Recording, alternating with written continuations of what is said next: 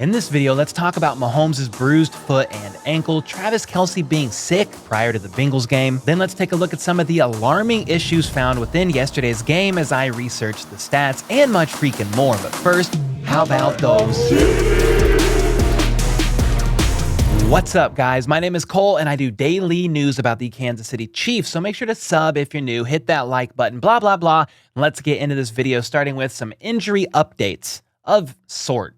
There's not a lot to go on, okay? But Coach Reid in his presser today said something to the effect of, I don't really have any injury updates for you as the guys are still rolling in from getting home late last night, which is what he always says, especially when there's an away game. The only injuries that were made aware of from the Bengals game that I know of was the most obvious one, and that's Patrick Mahomes' foot and ankle area. And Coach Reid said in the post-game presser, as well as Mahomes, that everything should be good. So we'll have to see. Mahomes said in his weekly interview earlier today with Carrington Harrison on the drive with 610 Sports that it's bruised and made it seem like they still needed to get it checked out. Right now we're talking to Patrick Mahomes. Pat, how is your ankle? It's good. My foot and ankle a little bruised, but I mean, it's just a bruise. So as long as everything's all healthy and everything like that, I'll be out there playing. You deal with those little dings and stuff like that during a football game and a football season. So you just kind of deal with it and keep moving forward. So yeah, I found it interesting that he said, as long as everything is all healthy, I'll be out there playing. So it sounds like maybe they're still needing to get it checked out by the trainers, or they're just going to see how time does to the foot. Does it feel good as he starts practicing on it, moving on it?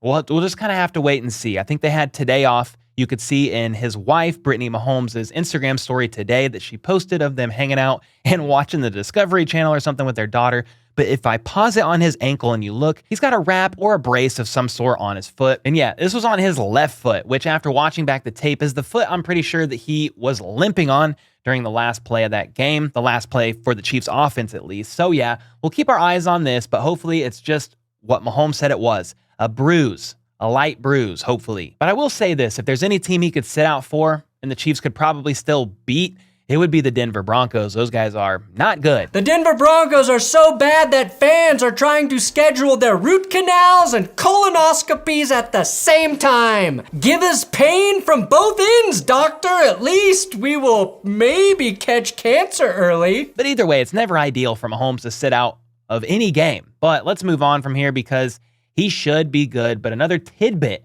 I picked up on was the fact that Mitch Holthus said that 48 hours prior to the game, Travis Kelce wasn't feeling well. Travis Kelce is going to be there tonight, and I love the fact, and he wasn't feeling good in maybe 48 hours before the game, and he was trying to warhorse through it. And this sort of confirms some rumors that I heard prior to the game over the weekend that Kelce was indeed sick with something like the flu, as it has been going around the team. I mean, if you look at Juju, he was out on the injury report with an illness earlier in the week.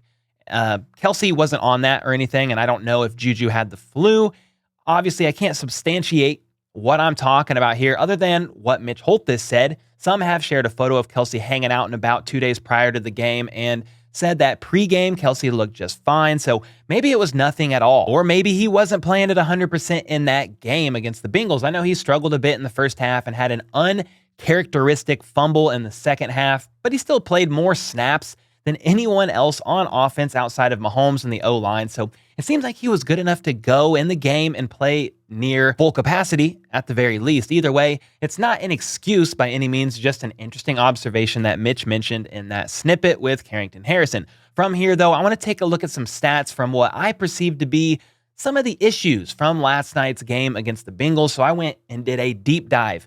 Who missed tackles? How many? What percentage? All kinds of stuff on both sides of the football. So let's talk about it. Missed tackles on defense, who played well in coverage, compare the pressure that the Bengals got on Mahomes to the pressure the Chiefs got on Burrow. Then look at the Chiefs' offensive line in a bit more detail because there is a couple concerning things I found with them that you guys need to be in the know about if you don't know already. Let's look at coverage first for defensive backs and linebackers. And remember, this is a very young secondary going up against what may be the best wide receiver trio in the entire NFL, or at the very least, they are top 3 to 5, depending on who you ask. Joshua Williams, he was in coverage on 6 targets, and he allowed 5 receptions for 77 yards and a touchdown. Nick Bolton, 7 targets, allowed 7 receptions for 69 yards. 69 yards? L'Jarius Sneed, 7 targets, allowing 6 receptions for 66 yards. Willie Gay, 2 targets, 2 receptions for 28 yards. Trent McDuffie had 3 targets his way, only allowed 2 receptions for 17 yards, and this is a major bright spot to stop and reflect on.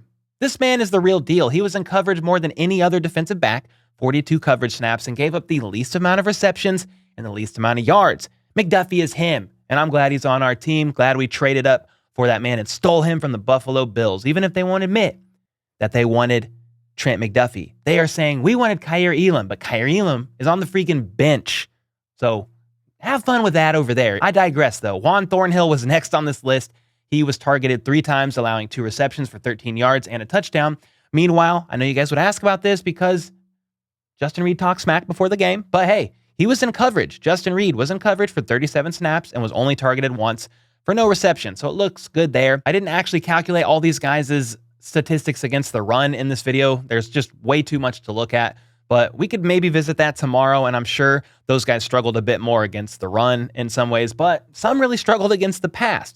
The biggest takeaways here, when you look at these stats on who gave up these passes, is that Joe Burrow can throw the ball to anybody that he wants, aside from McDuffie, and get a completion. Nick Bolton got lit up. Snead gave away some. Jay Williams gave away quite a bit. And I think this is a definite issue, but it's not solely on the linebackers and the secondary. It's also because of the Chiefs' inability to get to Burrow. But more on that in a bit. But let's talk missed tackles first, because the Chiefs missed a total of 14.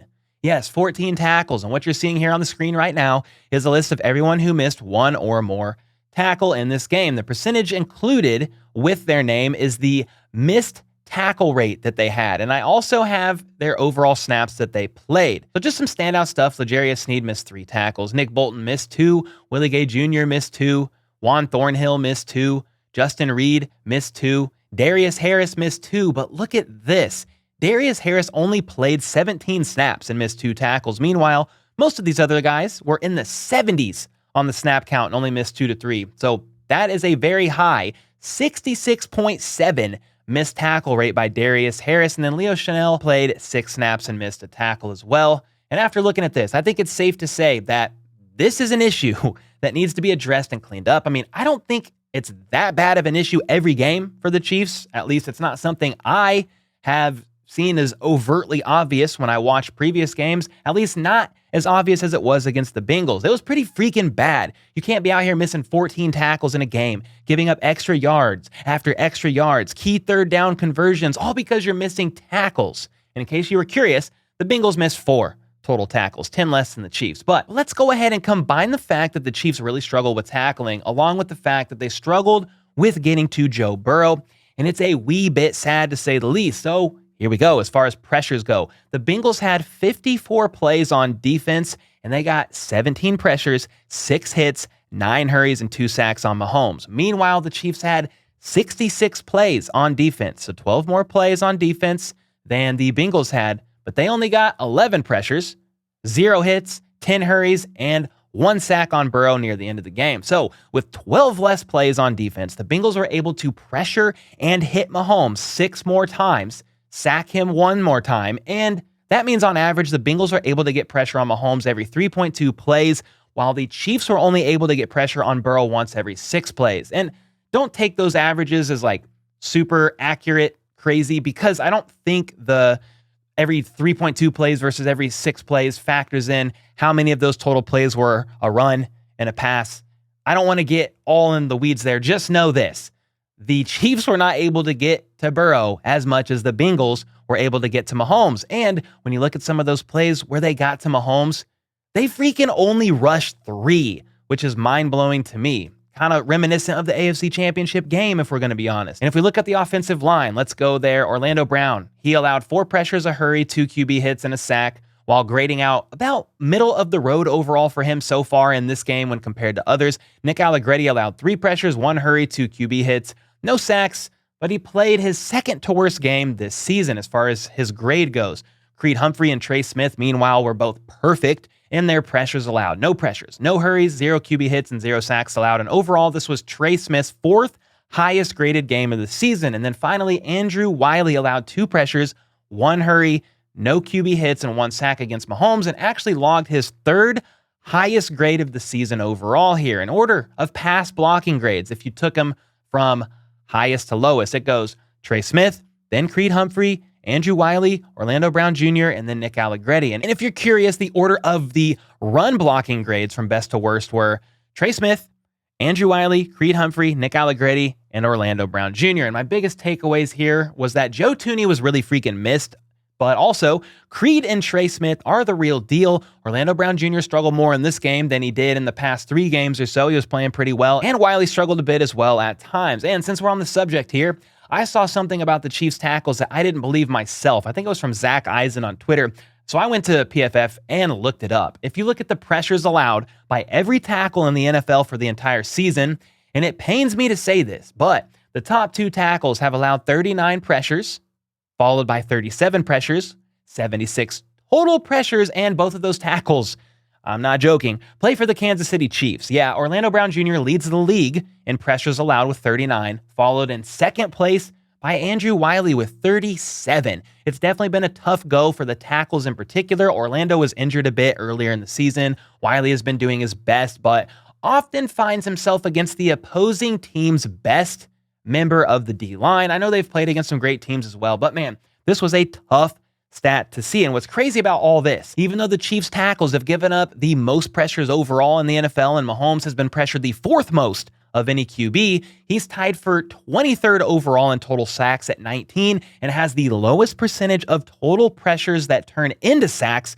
in the entire NFL at only 10.4%. Basically, Mahomes makes up for the O-line struggles at times and is simply able to will his way free with his near Spidey sense-like reflexes, and this, I believe, makes his overall passing stat totals even more impressive. I believe he still leads the league in touchdowns, still leads the league in passing yards and other stats, but I digress about that. This isn't to go down the rabbit trail of Mahomes and his greatness. We're trying to look at problems and issues from the game against the Bengals. But to summarize, the Chiefs defense struggled yesterday against a great team.